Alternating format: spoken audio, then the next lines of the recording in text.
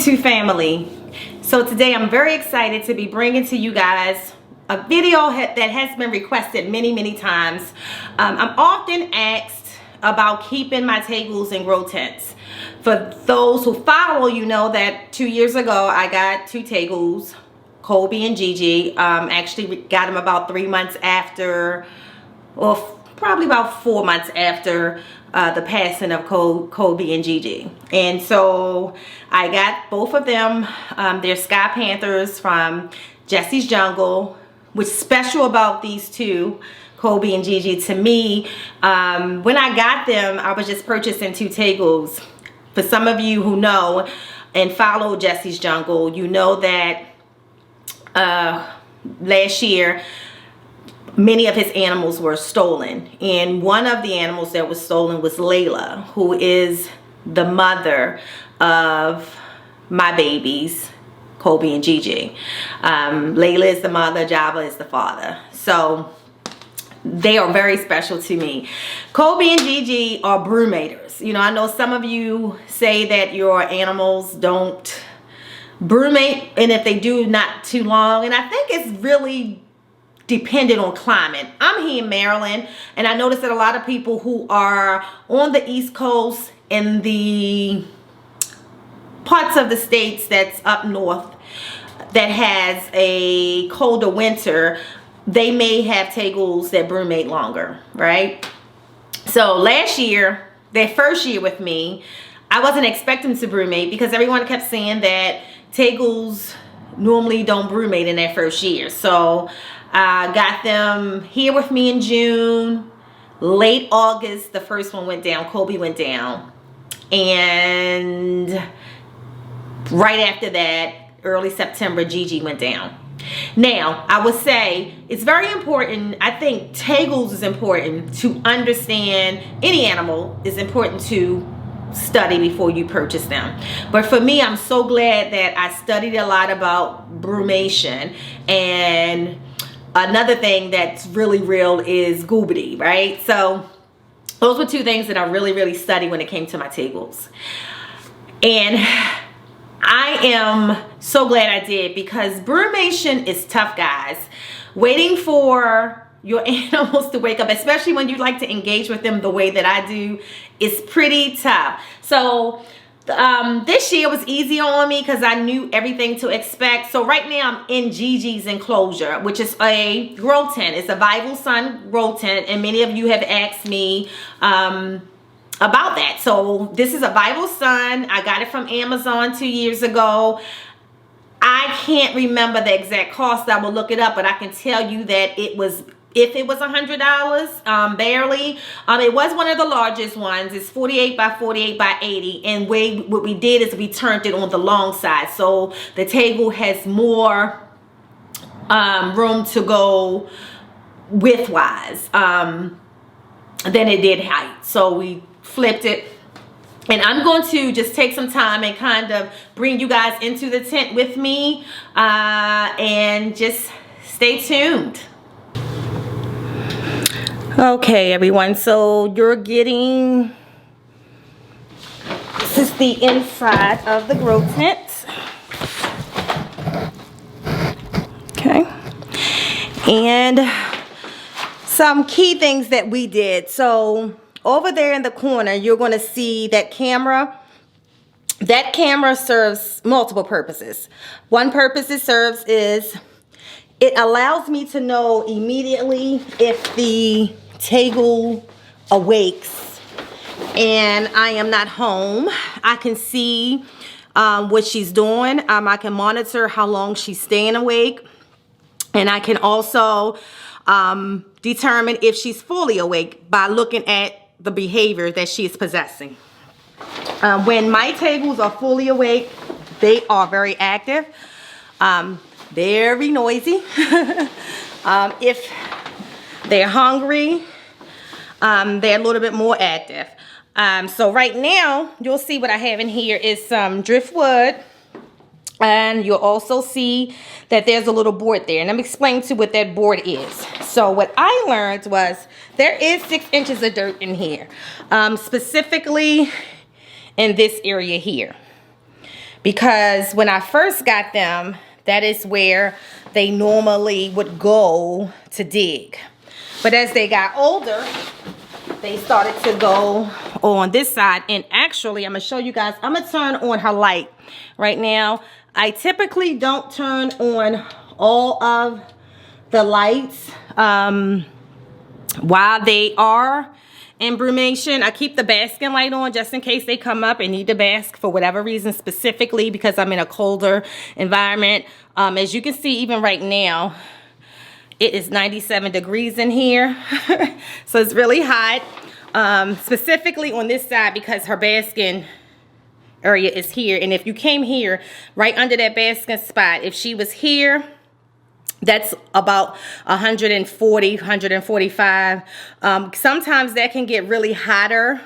That's a 250 watt bulb in there. I prefer a 250 watt, and that is not going to be typical for everybody, guys, because if you're in a hotter climate, you're not going to want that bulb to be that hot because it's going to get too hot. But for us, it is important, specifically during the winter months in the early spring, that we have a 250 watt bulb in there. So that's important. I am going to also turn on her UVB light real fast so you guys can see better in here. And again, like I said, I don't have it on now because she's brumating, and typically I do not keep that light on while they're brumating to conserve, and they're not using it. You're not going to see them in need of this because they're under there. So all right, 1 second, I'll be back.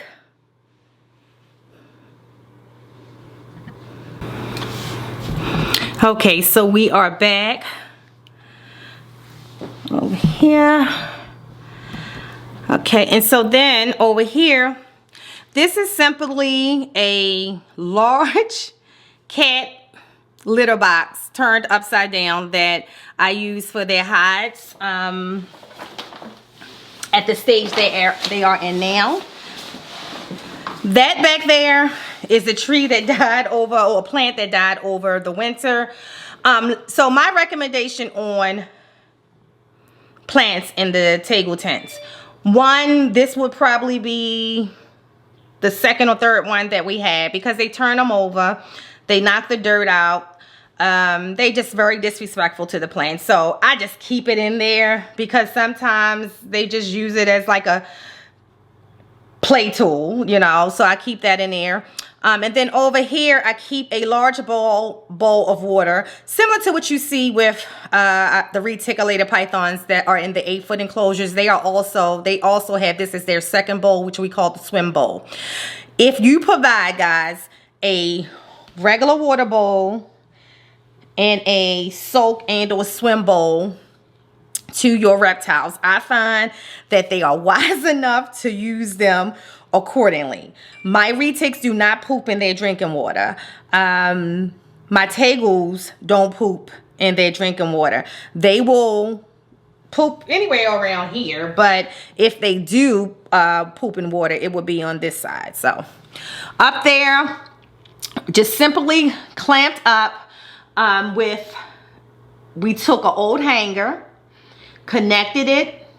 It's actually held up there and secured with zip ties.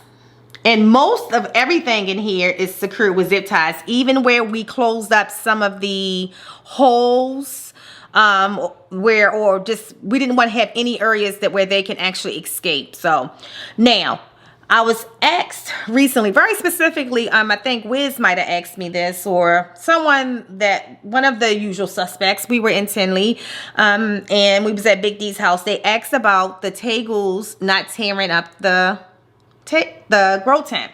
So if you can see, you don't see any Tego scratch marks or anything like that along the sides, because what I do provide with them is different things for enrichment. And so you may wonder, why in the world is a McDonald's tray in there? Enrichment. They love playing with stuff like that and ripping it up, kind of like the Reds do. You'll see a little ball over there that they play with. And both of them have pretty much this exact same setup. They pretty much have the same desires and needs at this particular point in their lives. Now, Gigi is way more active than Kobe when she's woke. So sometimes what I'll do is I'll zip tie the outside of the enclosure as well. Just so she doesn't, I mean, even if she got out, she'll be in the garage. It's no big deal. But, you know, so what I'm ready to show you guys is where she is right now, still in brumation. So I'm going to be quiet. I don't want to disturb her. But if you guys looking, I can't zoom in because I got the camera myself. But I'm going to try to get closer for you. You see her little eyes are closed and she's sleeping. Now I'm going to put it down. So if you see, she buried herself. So it's under here, but you can see she took and still buried herself down 6 inches under here. Oh, you saw she just kind of moved a little bit, but I'm going to put it down. I don't want to disturb her. Okay. So that's pretty much the setup. You definitely want to have a UVB. Although I do put calcium on all of their food when I feed them. And if you look around the tops, you'll see a bunch of bars. What I love about these bars is that they're really good for securing things to the grow tent. So,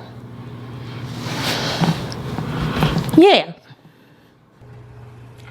Okay, so I hope that video really helped some of you out. You know, it's a very inexpensive way to start your Tegus off anyway. Eventually, both Tegus, as they get older, probably in another year, we're going to build a nice size enclosure like we have for the Asian water monitor. Right now, they're just good in the Tegus tents for now. Honestly, for me, when they grow and they continue to not try to escape the tents, or it's just good husbandry for them still, then I may never take them out of the Tegus tents. And let me tell you why. These tents hold humidity on their own. So it's a natural source of humidity if you provide some good soil. And what I normally do is, while they down, I don't normally change their soil. Well, I never really change it. These are bioactive. They're all isopods in there. There are springtails, and also I keep wood mites in there since I have wood in here as well. So the cleaning is always really, really good. I do spot clean when they're up. But most importantly, what I would say is that the peat moss, organic peat moss, is what I use for substrate in here because it holds the humidity very high, and they love high humidity. Also, the organic peat moss is easier for them to dig, I noticed. And also the organic peat moss lasts throughout the winter. So once they come up, I'll add more peat moss. But I never take out the original peat moss. Is still in here from when I got them 2 years ago. Probably all the way at the bottom, but it's still in here, for example. So overall, if you master the husbandry for a Tegus and handle them, I think they're pretty good pets. The only downfall for me is the whole brumation thing, and I'm hoping as they get older, maybe they don't have the need to brumate as long. I do notice that they went down later the second time around. In this winter, they went down later than they did the previous year. But they're still down about the same amount. Well, they still down into April, and that's when they came up. So they came up like the second week of April, so I'm hoping that they're coming up soon. When they come up, I always give them a nice good meal, some salmon. I like to give them some greens. They really like greens. Gigi really, really loves strawberries. Kobe really, really loves grapes, so I always give them a lot of that. They love cheese. What I love about feeding the lizards that can just basically eat anything you eat, it's not hard to provide food for them because they're eating pretty much what you're shopping for the most part anyway, with a little bit of calcium. But yeah, I hope this video wasn't too long. I will break down another Tegus video later down the road with some more of the socializing and care of Tegus. I want to hold that one off until when they wake up, and I'll do some videos you know, just showing the socializing I do with them and how fun their personalities can be when they are actually awake. Thank you for tuning in. Peace.